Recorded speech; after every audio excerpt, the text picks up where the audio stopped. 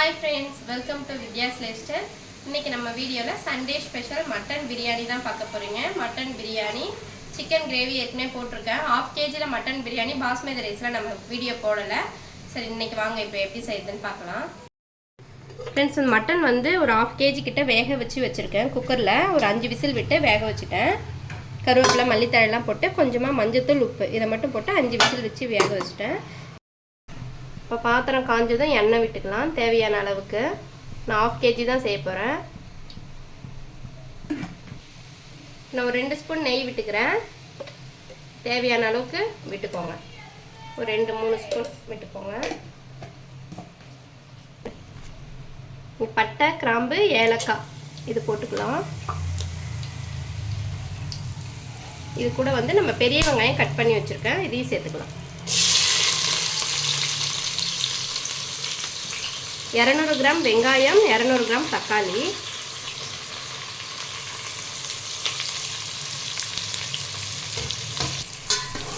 வெங்காயம் வந்து golden brown ஆகட்டும். இந்த பக்கம் நான் அதுக்குள்ளேயே வந்துட்டு சிக்கன் வந்து செய்ய போகிறேன். இந்த மாதிரி கோல்டன் ப்ரௌன் ஆகணும். இந்த டைமில் வந்து புதினாவும் கொத்தமல்லியும் சேர்த்துக்கிறேன். இதோட ஃப்ளேவர் வந்து இந்த அப்படியே எண்ணெயில் போடும்போது நல்லா இருக்கும் வாசனையாக.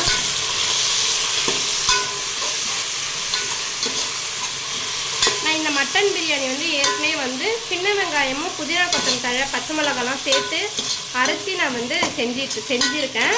அந்த வீடியோ உங்களுக்கு லிங்க் வேணால் நான் கீழே கொடுக்குறேன், செக் பண்ணி பாருங்கள்.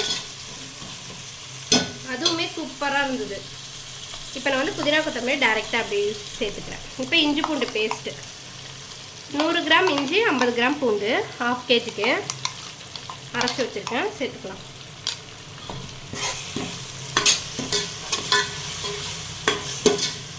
நான் வந்து மட்டன் வந்து ஒரு 1/2 kgக்கு கொஞ்சம் கம்மியாக தான் எடுத்திருக்கேன். அரிசி வந்து 1/2 kg எடுத்திருக்கேன். இது நல்லா பச்சை வாசனை போகிற அளவுக்கு வதக்கிக்கலாம்.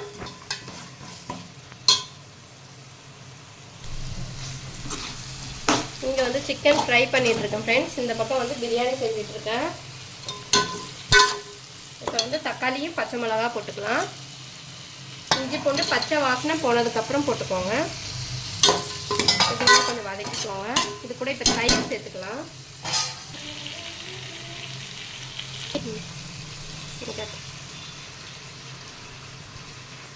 தயிர் வந்து போட்டுக்கோங்க.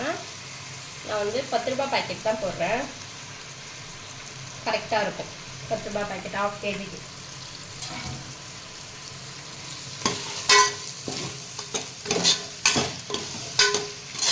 இது நல்லா வதக்கிக்கோங்க. பிரியாணிக்கு தயிர் கண்டிப்பாக போட்டாகணும். இப்போ மஞ்சத்தூள் கொஞ்சமாக சேர்த்துக்கிறேன். இப்போ உப்பு சேர்த்துக்கலாம். இந்த அளவுக்கு சேர்த்துக்கிறேன், வேணா செக் பண்ணிக்கலாம். இல்லை கறியில் வேக வைக்கும்போது உப்பு போட்டு தான் வேக வச்சுருக்கோம், அப்புறமா போட்டுக்கலாம். இப்போ அதனால் தக்காளிலாம் வந்து நல்லா குழஞ்சி வரட்டும். மூடி போட்டுக்கலாம். மூடி போட்டாச்சு. இந்த பக்கம் சிக்கன் ரெடி ஆகிட்டே இருக்குது. இன்னும் 2 நிமிஷம் தான்.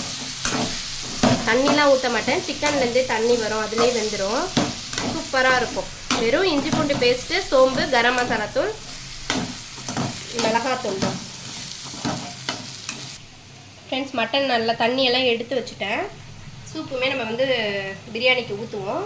என் பசங்களுக்குமே கொஞ்சம் கொடுப்பேன், அவங்களுக்கு ரொம்ப பிடிக்கும்.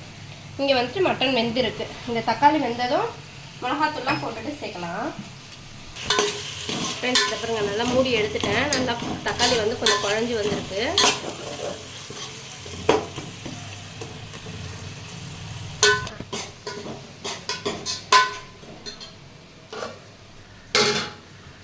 மட்டன் சேர்த்துக்கலாம்.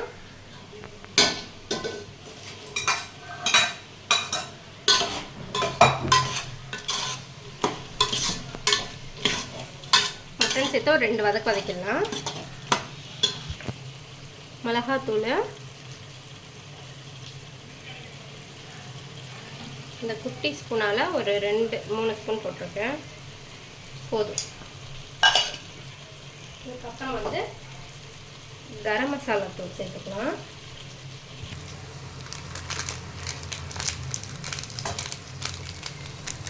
ஒரு 2 ஸ்பூன் கிட்ட போட்டுக்கோங்க. எனக்கு வந்து அளவு தெரியும், எனக்கு போதுங்கிற அளவுக்கு நான் சேர்த்துக்கிட்டேன். நீங்கள் வேணால் ஸ்பூனால் கணக்கு போட்டு பண்ணிக்கோங்க. 2 ஸ்பூன் கணக்கு பண்ணி கரம் மசாலா தூள் எடுத்து போட்டுக்கோங்க. இது நல்லா மிக்ஸ் பண்ணிக்கோங்க.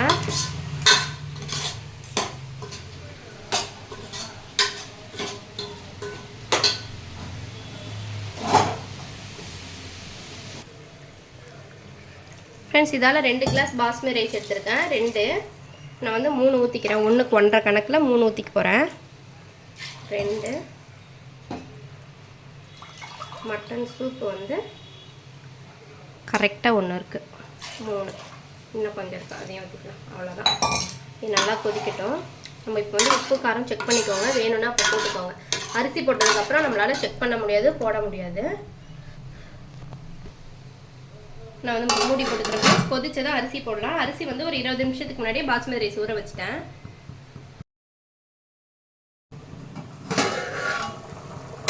ஃப்ரெண்ட்ஸ், நல்லா கொதிக்குது.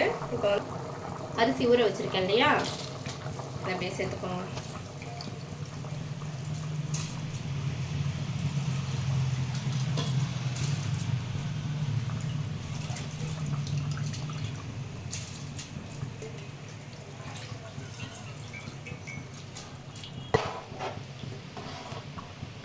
ஃப்ரெண்ட்ஸ், ஒரே ஒரு கிண்டு இதேமாரி கிண்டி விட்டுடுங்க. அதுக்கப்புறம் ரொம்ப போட்டு கிண்டக்கூடாது, அப்புறம் அரிசி உடஞ்சிரும். இப்போ வந்து 1 நிமிஷத்துக்கு ஹை ஃப்ளேம் வச்சு அப்படியே 1 நிமிஷத்துக்கு இருக்கட்டும். அதுக்கப்புறம் நார்மலாக வச்சுக்கலாம்.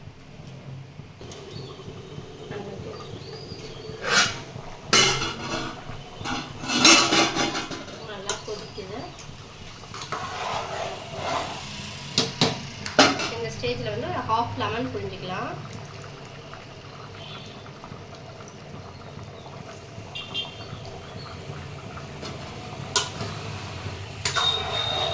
இப்போ நார்மலாக வச்சுக்கோங்க. அடுப்பை ரொம்ப சிம்மில் வைக்காதீங்க, நார்மலாக வச்சுக்கோங்க. அப்போ தான் அரிசி வந்து நீட்டமாக வரும்.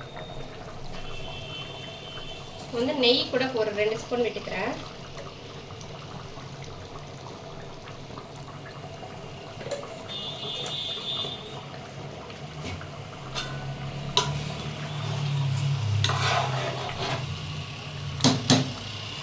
திரும்ப மூடி போடலாம்.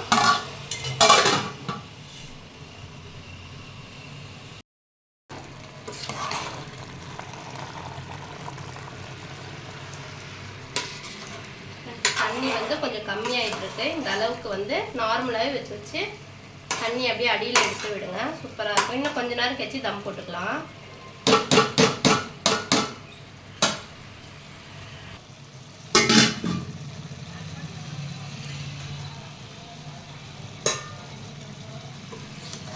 ஃப்ரெண்ட்ஸ், இப்போ தம் போட்டுடலாம். இந்த ஸ்டேஜில் அப்படியே தம் போட்டுட்டு 20 நிமிஷம் கரெக்டாக வைங்க. கரெக்டாக இருக்கும். எந்த அரிசியாக இருந்தாலும் 20 நிமிஷம் வைங்க. சிம்மில் வச்சுக்கோங்க.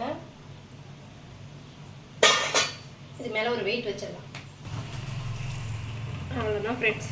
20 நிமிஷம் கழிச்சு பிரியாணி ரெடி ஆகிடும். பார்க்கலாம்.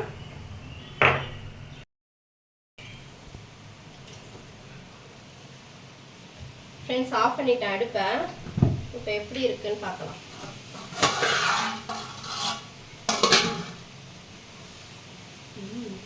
நல்லா நீளமாக வந்துருக்கு.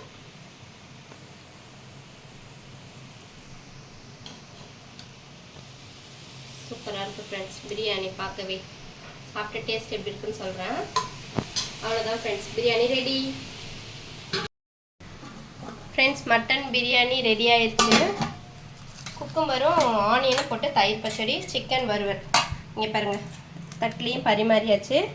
இப்போ சாப்பிட்டு டேஸ்ட் எப்படி இருக்குன்னு சொல்கிறேன்.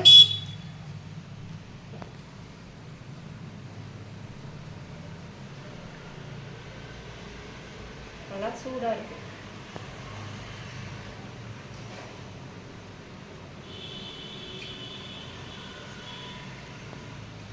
செம்மையாக இருக்குது. செம்ம டேஸ்ட்டாக இருக்குது ஃப்ரெண்ட்ஸ். இதே மாதிரி நீங்களும் உங்கள் வீட்டில் ட்ரை பண்ணி பாருங்கள். இந்த வீடியோ உங்களுக்கு பிடிச்சிருந்தா லைக் பண்ணுங்கள், ஷேர் பண்ணுங்கள், கமெண்ட் பண்ணுங்கள், மறக்காமல் சப்ஸ்கிரைப் பண்ணுங்கள்.